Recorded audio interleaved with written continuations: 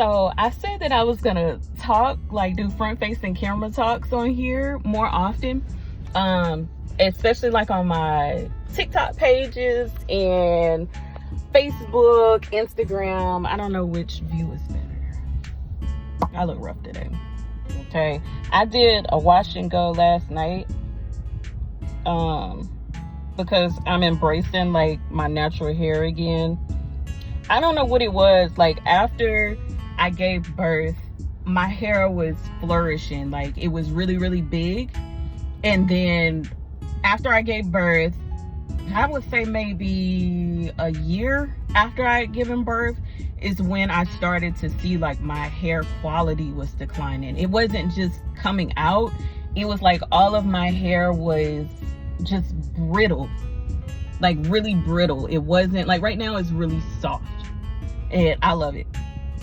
There's some shine to it, but these white spots that y'all are seeing, that I thought that was hair product, and it's not. That is gray hair. So this is crazy to me. I have a lot of gray hair coming in. I'm trying not to stress about things, and that's very hard when you're a single parent. Even if you're not a single parent though, like I know some couples, some married couples, like they're stressing over different things right now with the economy. So it's very hard to keep the gray hairs from popping up, but that's where we are. But anyway, my hair became really, really brittle. And then it started to break off. And I knew I had to do something about it. But again, I was a new parent. And I'm not gonna lie, I was in that mentality like, oh, okay, I don't care nothing about my hair. I just wanna make sure that I'm breastfeeding correctly and my child is latching on. Also that I was eating correctly, because whatever I ate, my child ate. But I don't know, like my hair it just dried out. I don't know whether, well, I can honestly admit, like some of the stuff that I was eating was good, and then some of it was junk. Like I'm actually eating 10 times better now after giving birth than I was during my pregnancy, which is sad. I wish I had this type of diet and this type of mentality when I was pregnant, but it's all good. So what I've done, I would wear a bunch of protective styles. Like all of my styles would be protective styles. I wouldn't wear anything like my natural hair right now. I would not do that. I wouldn't wear a fro. I just wouldn't wear my natural hair. I felt like it was just too brittle and the styles weren't coming out right because my hair was damaged. It was not healthy and whatnot. So that went on for about a year. And then after that, I was like, okay, I can't keep putting like these crochet styles in my hair. Only reason I'm using crochet as an example is because on one occasion I did my crocheting myself. And I ended up doing the rubber band method when it came to 2-strand twist. Like, no, not 2-strand twist, Senegalese twist, where you're using like the fake hair, the really shiny curly hair, and you put them in. I think a lot of people refer to them as like long passion twists now, when in reality they're nothing but Senegalese twists. So, or kinky twists basically. I put those in, but I did the rubber band method where you part each section of your hair, you put a rubber band on it, and then you use the crochet tool and you put the weave up under the rubber band. So once you put that through, you pull the hair through, then you tighten it by, of course, like a ponytail you would on your regular hair. You pull it apart pretty much to tighten it, to push the rubber band down to your scalp. So with me doing that though, especially around like my edges, like all of this was gone when I took those out. They're slowly coming back. Like it's a lot that needs to come back right here and up in here, but all of this was gone. This part right here, all of that was gone. It's finally starting to grow back. But I don't know whether I done them too tight or if I done them wrong, or whether, well, I do know that the hair was heavy. And after a while that played a part in a lot of the breakage and stuff that was going on around my edges. So with that experience, I'm like, okay, I'm seeing chunks of my hair coming out. You know, I can clearly see like bald patches in my edges and stuff that did not come from postpartum hair loss. This is just being neglectful towards your hair. So I decided, okay, well, I'm going to focus more on my natural hair like I was before I became pregnant. I was on the whole natural hair journey and documenting everything, and I just stopped. I had other priorities. So I'm getting back to that. That's why my hair kind of looks like this, which I actually like it. A lot of people probably don't like this type of style. They probably, I don't know. I know a lot of girls, they try to opt for weave. They won't wear their natural hair in this type of state. Now there is something in my hair right here. Let me get that out. There's definitely something right there.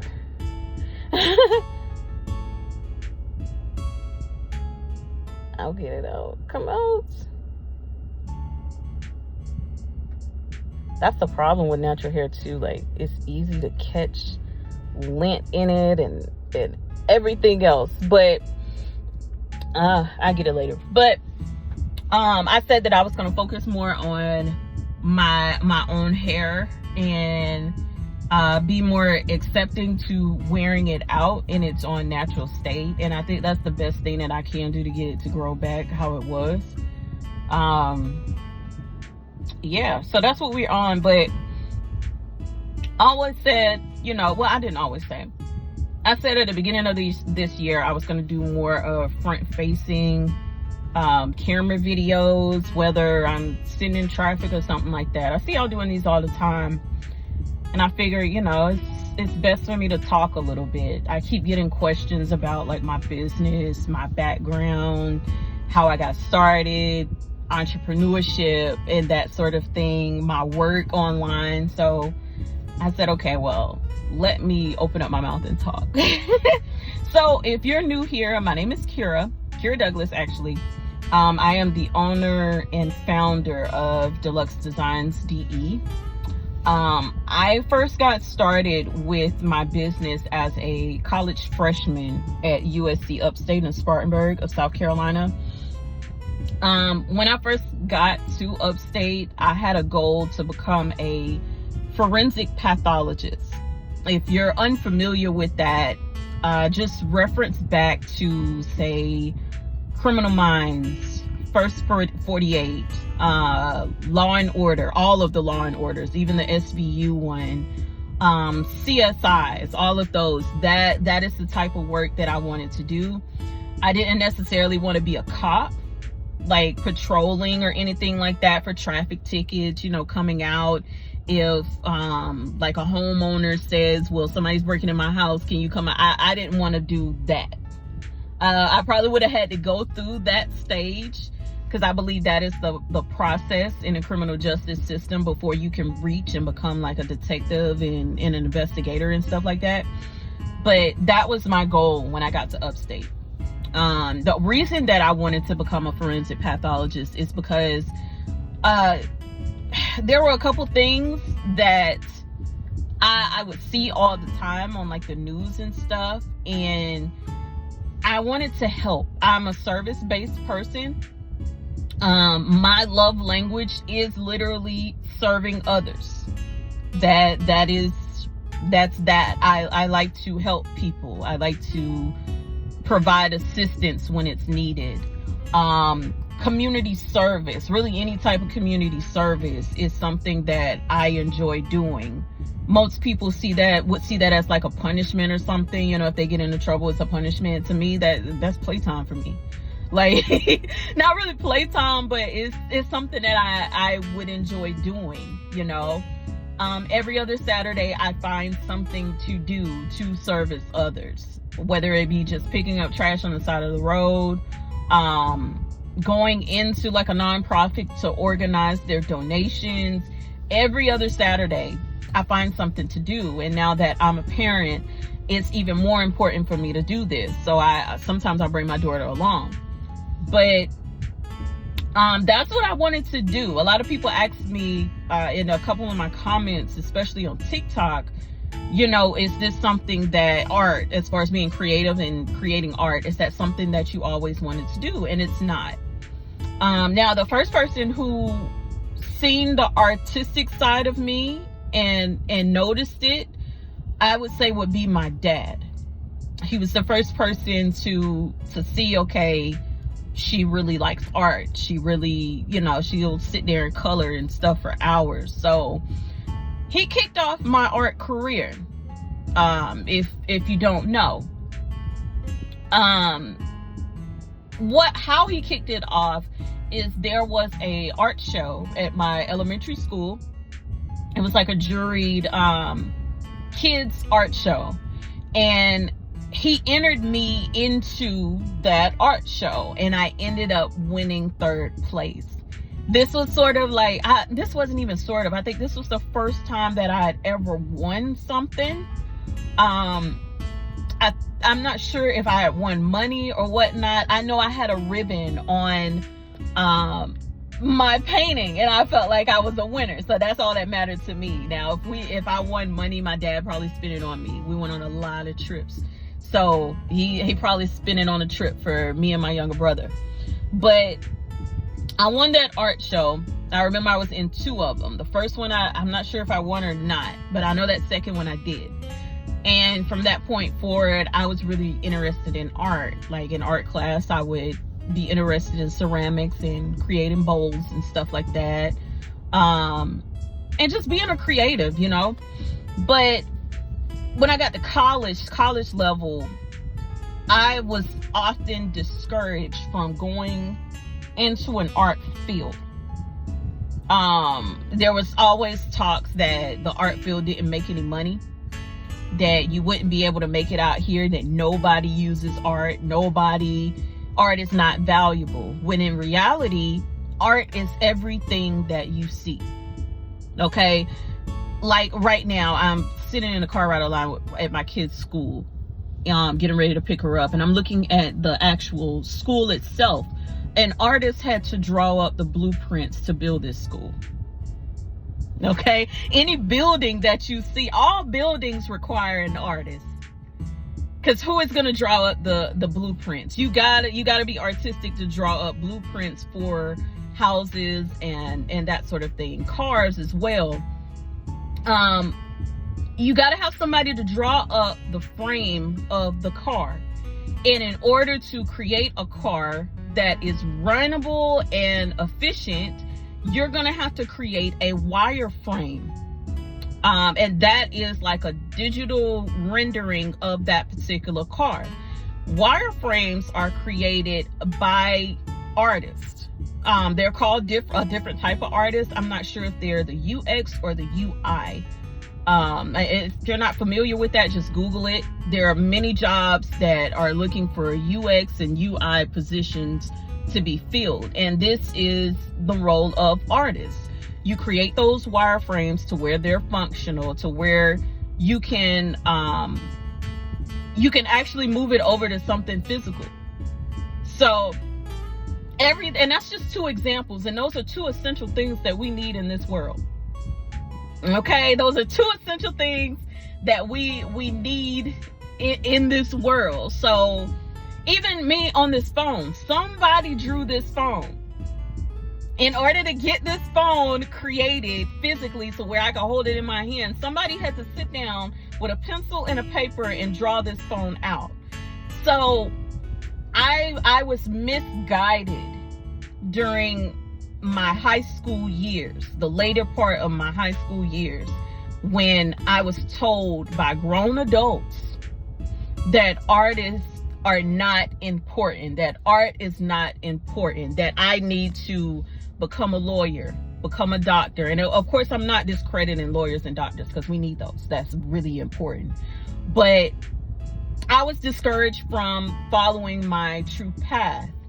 And once I did get to college and I did see people in the art field and what they were doing, them graduating and stuff like that. Once I seen that, I quickly changed my major without consulting with those same adults who discouraged me from going in that field in the first place. I switched it over, and I didn't tell anyone until I think my sophomore year. At least one of my parents, well, my dad, I think he knew that I was switching over, but my mom didn't. And I finally told her during my sophomore year. She wasn't mad or anything like that, but it's like I was discouraged from going in that field, and then it's like I found my way, and I'm really glad that I did. If not, my business wouldn't be here. But that's how college happened. Now, during college, I did create my own business, but it wasn't in with a goal to be an artist, if that makes sense. Well, it doesn't make sense now that I say it out loud, but I didn't have the goal of being an artist. I had a goal of paying for groceries. That was it.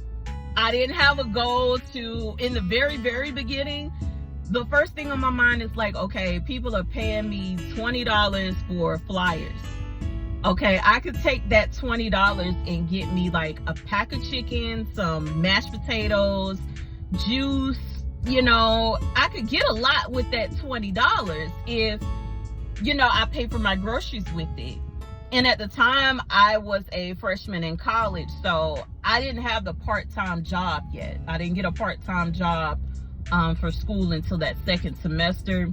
But I knew I didn't want to depend on the dining hall to eat, and I knew that I did not want fast food all the time. So I found a couple people that had stoves, and I would buy my groceries and I would cook them on the stove in their apartments and stuff like that. Or I would find like the type of groceries where you can make a meal in a microwave. You know, just that's what I wanted. I wanted to eat decently. When we're hungry and we want a specific food, you know, we're going to find money to get that specific food. And that's what I did. But I quickly realized that, okay, this is growing on its own. And I need to really tap into this. And I did.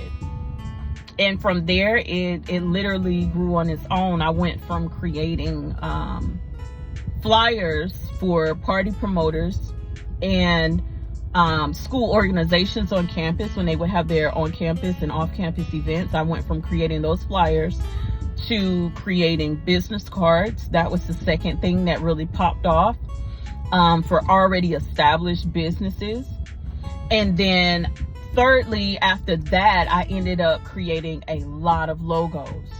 And we're going to get on the subject of logos later on, because I want to talk about logos and some of the hiccups that I went through, some of the things that I did that were wrong, like completely wrong, me correcting those things. It was a lot.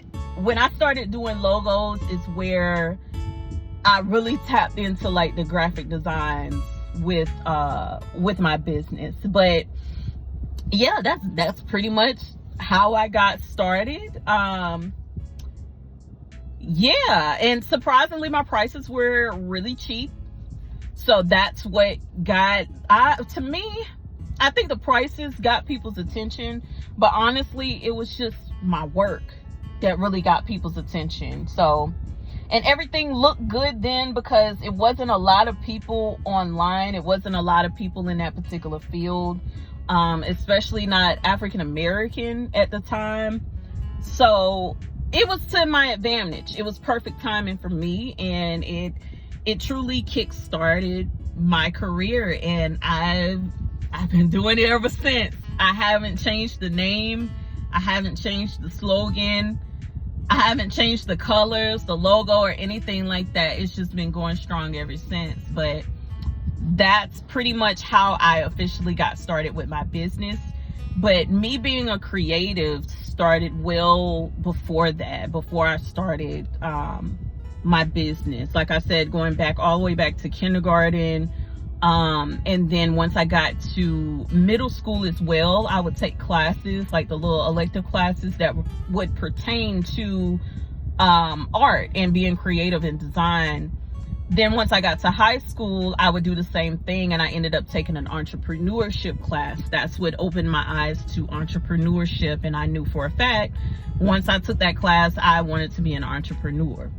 I'm trying to think. I didn't go to like the career center or anything like that. I really wanted to do hair with the career center, but I did not go for design or art or anything like that while I was in high school as far as the career center goes. I believe there was a field trip that we took though in high school, something based off of careers. Like, I cannot think of the name of it, but again, I naturally gravitated towards anything that was creative, that you could create and design and all of that good stuff. So yeah, that's how I got started. Anybody that's watching this, like, how did you get started with your career? And when I say career, it could be entrepreneurship. It could be a regular traditional 9-to-5. If you're a doctor, a nurse, lawyer, anything like that, like, how did you get started? Was this something that you always wanted to do? Or is this something that kind of came about just out of the blue and took off on its own? Leave your thoughts and comments in the comment section, depending on what platform you're watching me on, whether it's Instagram, TikTok, Facebook, YouTube, wherever. Leave your thoughts in the comment section. I would love to hear and read everyone's journey. I think we're all on a different journey when it comes to our careers, and it's really interesting to see how everyone got started. So leave your thoughts and comments, and also make sure that you are following me on any of my social platforms. My personal platforms are mainly named K_Doug, DOUGDE, and my business handles are DELUX as in X-ray DS. So follow me. I'll be doing more videos like this soon, just to tap in and connect with everyone. I think this is awesome. I'm a little shy, and y'all, I'm not gonna be done up on all videos either. Like, everybody doing the full face beats, you know, the latest jewelry, latest outfits. They're even doing get ready with me's before they do their speeches and talk on the video. I'm not doing none of that, okay? I'm not doing none of that. Y'all are gonna get the real deal me without makeup and done up and all of that, because I really want to connect with you guys. So yeah, that's it. Gotta go. Bye.